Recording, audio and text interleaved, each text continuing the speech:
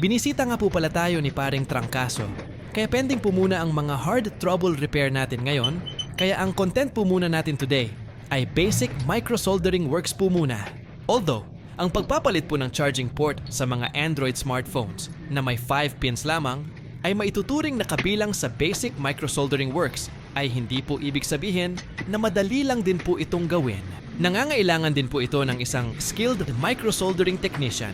At kapag sinabi pong skilled microsoldering technician, ay nakapagbuno na po ito ng ilang taon na karanasan sa ibabaw ng lamesa. In other words po, ay para sa mga matagal na po sa microsoldering works, ay basic na lang po ito.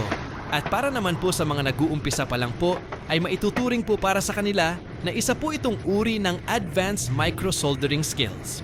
Ang pagpapalit po ng charging port ay very common po na trabaho ng mga cellphone technician.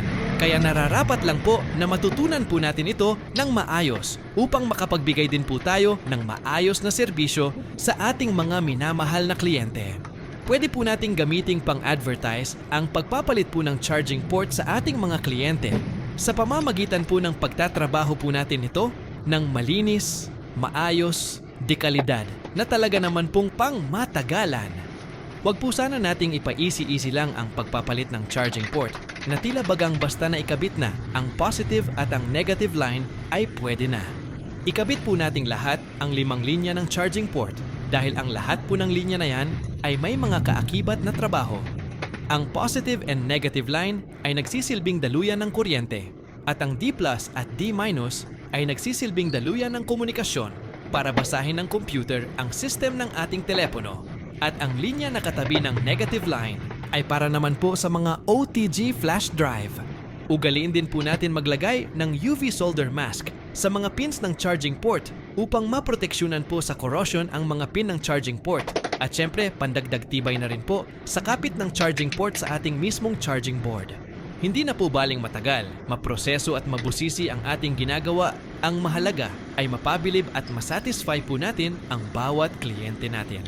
Dahil at the end of the day, ay lahat naman po tayong mga technician ay iisa lang din naman po ang ninanais natin. At ito ay magawa natin ng maayos ang ating trabaho.